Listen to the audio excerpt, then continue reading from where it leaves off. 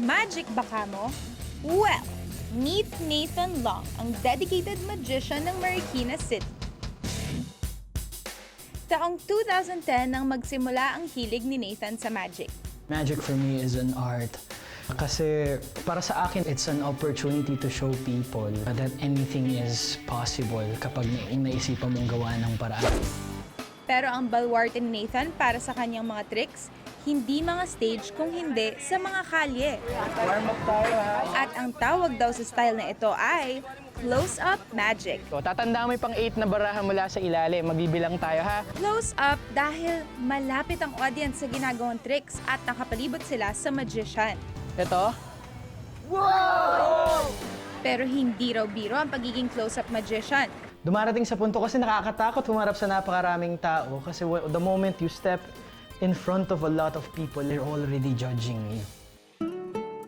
Maging ang pamilya nga daw ni Nathan, tila hindi bilib sa magic. My family sees that his street magician is not a career. It's just like a hobby. So we want for him to have a career first. Hindi kasi stable ang income ni Nathan sa pagiging close-up magician niya.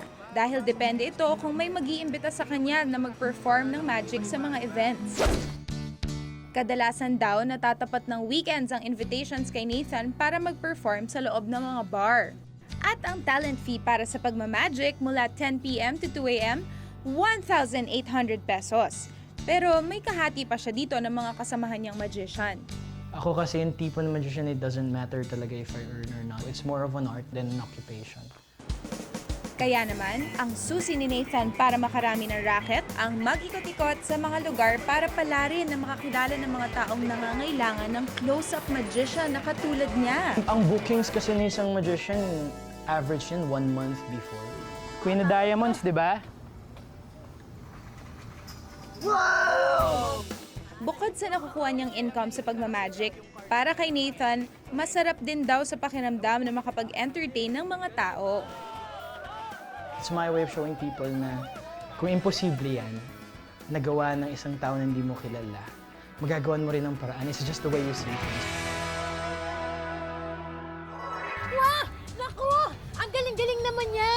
Gusto namin siyang makilala, please! Oo nga. Kaso nga, day off niya rin today, kaya hindi niya kayo masasamahan. Pero meron siyang mga kaibigan na pwede rin tumulong sa inyo. Yun naman pala Oo eh. nga. Sino? Hanapin niyo si Andy. Magaling mag-magic yon. Tapos magpaturo kayo mag-magic at pag-aralan niyo mabuti yung magic niyo para ma-magic niyo yung mga wish niyo. Tara! Saan natin hanapin? Oy! Hi! Andy? Yeah, ako yung magician na pupuntahan niyo, di ba? Yes! Ang unang magic trick na gagawin namin ay may kinalaman sa mentalism o pagbabasa ng isip ng mga tao. Ipakikita namin ang notepad page na ito na may 10 salita. At palalabasin namin na mahuhulaan namin ni Scarecrow ang napili niyong salita. Kahit di niyo pa yan sabihin sa amin. Hanga kayo, no? Ngayon naman, isipin mo yung word na na-memorize mo.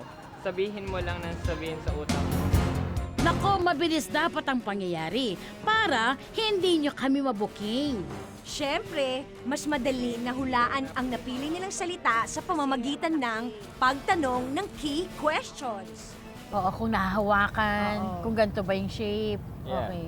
Parang nagpinohenyo ka pero reverse. Naku, galingan niyo Scarecrow at Dorothy dahil may naghihintay na reward para sa inyo.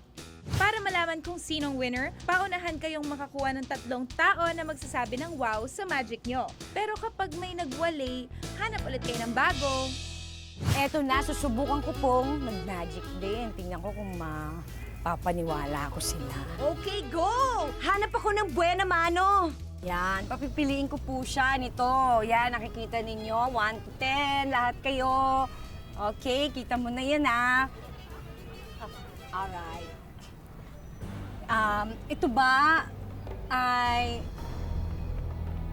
pahaba na nahahawakan? Yes. Ito ba ay may letter P? Yes.